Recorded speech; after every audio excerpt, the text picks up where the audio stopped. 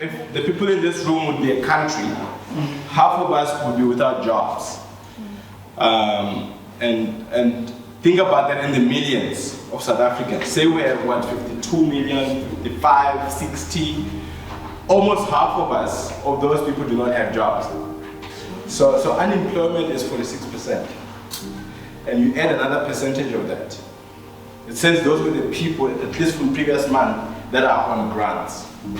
South African grants. So which means the government feeds more people than entrepreneurs do. Or almost. Obviously, you probably, you put it in different sectors.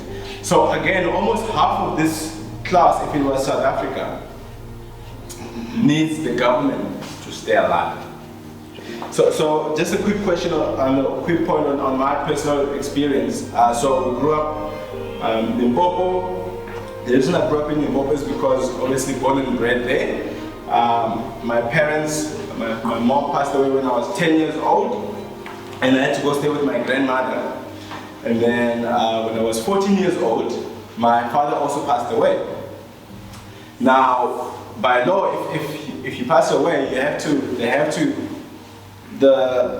forgot what they call them. They will come to your house to make sure that you're taken care of. Otherwise, they will go take you to put you in to go stay with other children elsewhere. So I had to go stay with my grandmother, and I had to prove that she's taking care of me. But I am the last born of 3, so there's 4 of us in total. So now our parents passed away. I'm 40. The oldest is 23, and we now so we get money from the money that our dad worked for. So we got an inheritance. You guys know what an inheritance is? Yes. So we got inheritance money, and there's 2 ways about it. I'm 14 years old. We're not going to eat that money for the rest of my life, so we have to do something about it. So what did we do? Okay, let's take this money and start a business. Great plan, right? If you know what you're doing, okay, it's a great plan. But we didn't know what we were doing. So what did we do? We were like, okay, what works? We went to go buy second-hand cars from a place called an auction. It was actually a great business. So you take money, you buy a Toyota Corolla for 40,000 rands. You go sell it at a dealer for 60,000 rands, and then obviously you make 20,000 rands, right? That's the money that comes to your pocket.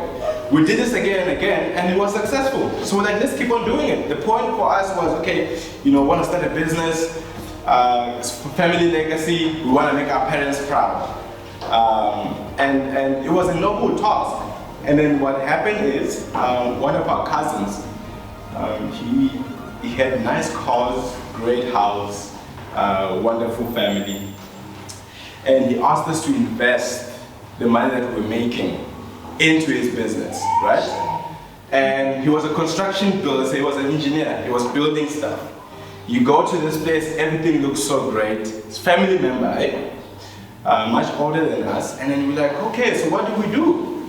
Sounds like a great plan. If we put money here, in 3 times, or in a few months, it would have been 3 times the value. Let's put it all in. All of that money, called inheritance, that we're building a business that was successful, we invested it with our cousin's business.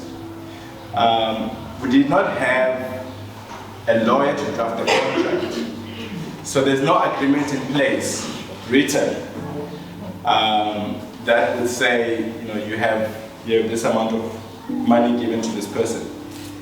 It was just verbal agreements and receipts from the bank. Have you ever seen the show called I Blew It? Yes. This is that story. So listen attentively.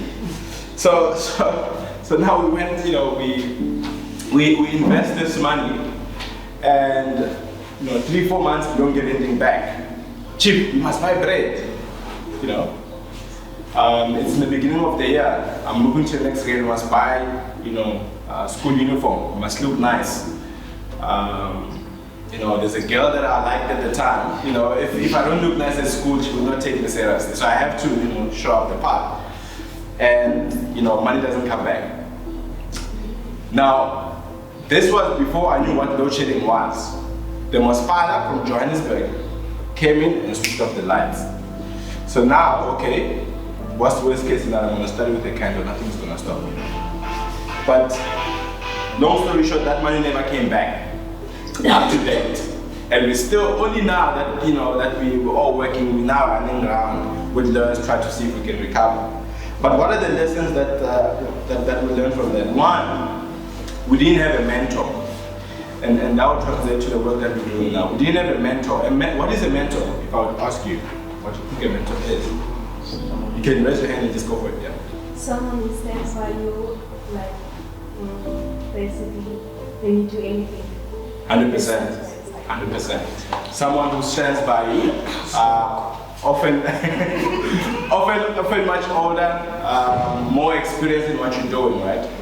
We didn't have that. So that person, had we had them, what would they have told us? Chief, do you have a lawyer? And what makes you think this is viable just because they're a blood relative? Should you be doing business with family? Right? They would have asked us those things, but we didn't know. Right? And I promise you now, you're sitting here 3-4 years, you will do something and you're like, but there was that dude from Limpopo who said this. And I did the exact same thing that he told me not to do. And often we pay what we call school fees for not listening. And at that point we paid for not having a mentor. And obviously that also means we blow it, right? According to that show. So if that show was trending today, we'd be on it this evening. But also, you don't always have to do business with family. We love family, they're great people, but this was also one of the lessons. We didn't have to do business with them. But also what we also did learn, you must do business with people you trust. So that's very important. But you must always seek out a mentor. What's relevant for you, it doesn't matter whether you're in grade 8, 9, 10, or 11, 12. If you want to be an engineer, right, and you know there's Buku, there's Greg, you see them often, I would encourage you now, find someone who's either an engineer or is studying to be an engineer. Ask them nicely to either come to your house, that would be great, or make sure you have their contact to at least ask them questions. By the time you are in matric, if you're in grade 11, by the time you're in matric, you will know more about being an engineer and university and how to apply than if you have to wait till then. Do you understand what I'm saying? Yes. I'm promising you that that's probably the only way to go. Fail. If you have a chance, you recover, but in our chance, we only had one chance.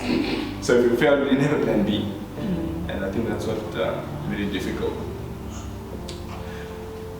There's a term called redemptive entrepreneurship, and I wanted to introduce it to you this evening as we think about what is entrepreneurship. So we've defined entrepreneurship as a frustrated person who starts a business. Let's put it that way, right? There's this other term called redemptive entrepreneurship, and here I'm going to borrow from the Bible, especially as we talk about the organization I'm with, Trigger. So Trigger is spelled Triga, which is a Greek word for a 3-horse chariot. Do you guys know what a chariot is? Okay, so literally it was in history, many years ago, before there were cars, before there were missiles and everything else, how the people of age would go to war was through horses. So they would put these horses in line like this, and then there was a thing hanged around it to sort of make sure that they're in one line. And then they'll build sort of like a small house at the top of it, and then they'll sort of like stand on what you call sit on it as they go to war.